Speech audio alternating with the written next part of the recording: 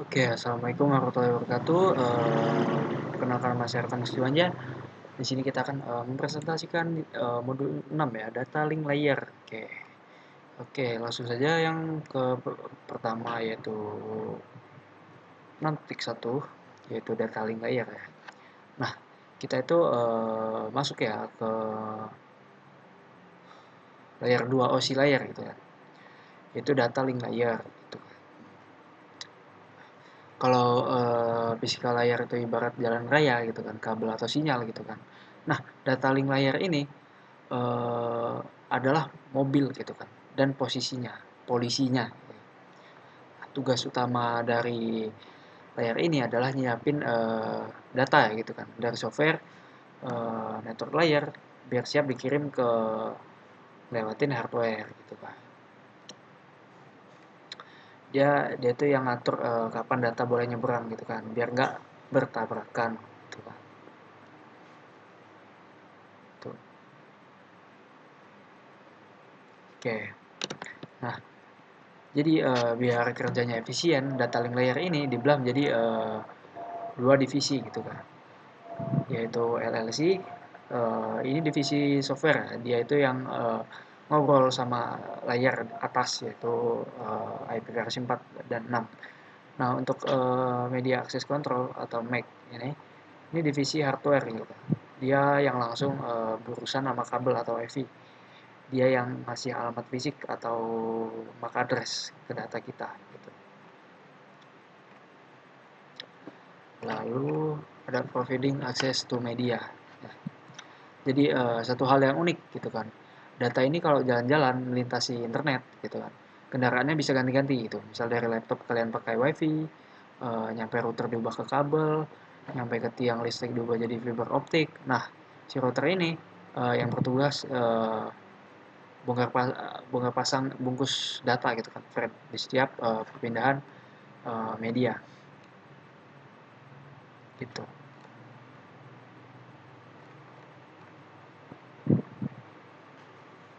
Oke, data line layer standar. Nah, karena hardware yang bikin pabriknya beda-beda, ada Cisco, uh, ada ISO, I2, dan lain-lain gitu kan.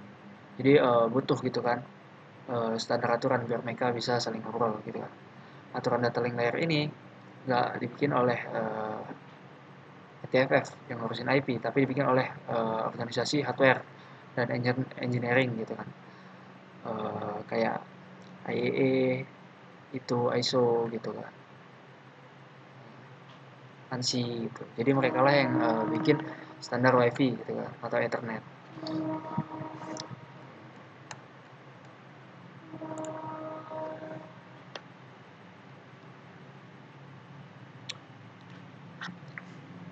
Oke, di bagian 2 ada physical and topologies gitu.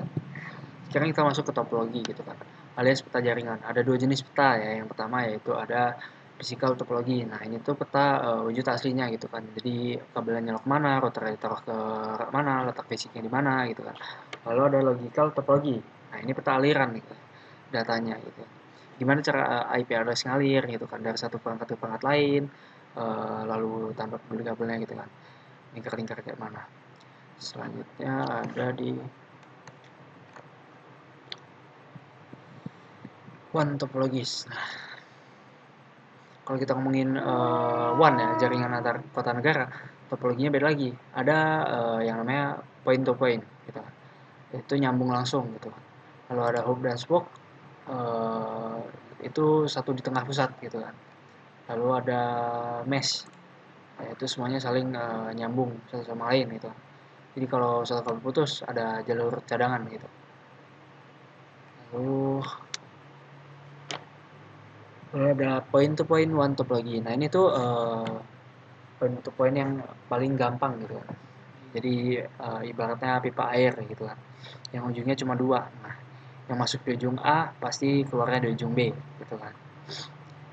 Jadi nggak ada persimpangan gitu kan.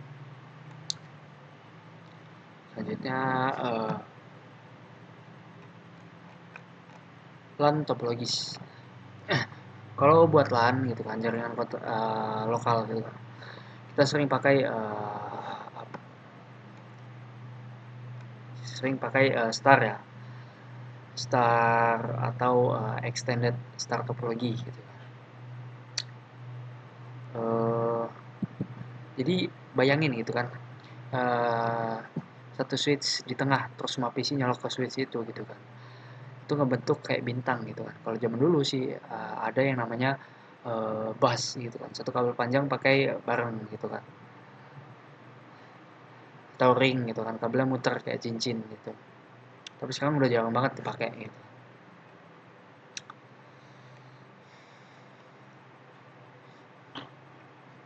Lalu ada half duplex ya, communication. Gimana cara data ngobrol gitu kan. Jadi ada dua tipe ya.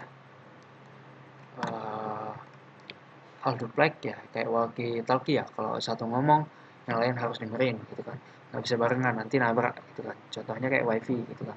Kalau ada full duplex itu kayak telepon gitu kan, atau video call gitu kan, dua-duanya bisa ngomong gitu kan. Nah, eh, contohnya itu kayak switch gitu ya. Lalu ada 26 terus control method.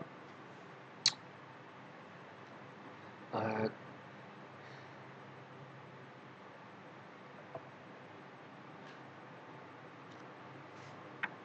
Jadi karena jaringan itu kadang media komunikasinya di-share gitu kan, dipakai bareng-bareng gitu kan. Jadi kita butuh aturan atau metode akses kontrol gitu kan, biar nggak tabrakan gitu kan. Jadi inilah.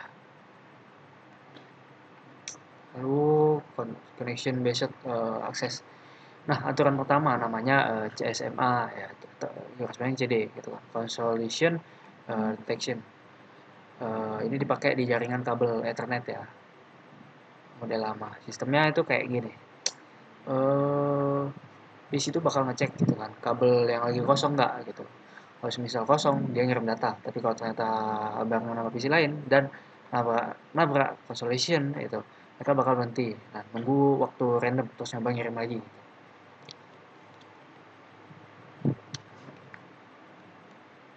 Lalu ada, lalu ada connection based access. Uh,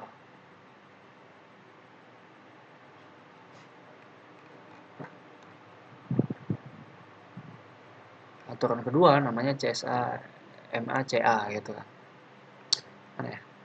Nah, jadi kita ingat ya kan, kalau misal akhiran H itu dibuat avoidance gitu kan, menghindari gitu kan. Nah, ini dipakai di jaringan wireless atau wifi karena di udara atau bahkan susah dideteksi gitu kan. Jadi aturannya lebih sopan gitu kan. Sebelum ngirim perangkat itu nanya dulu gitu kan. Misal, ada yang lagi pakai nggak? eh Kalau kosong gitu, gua booking gitu kan. Dia buat ngirim gitu kan. Jadi tabrakannya itu dihindari lebih awal. Lalu masuk bagian.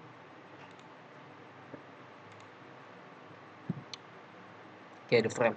Nah, nah ini tadi kan data layer 3 IP itu turun ke data link. Nah, di situ data itu bakal dibungkus ke dalam sebuah amplop yang namanya frame gitu kan.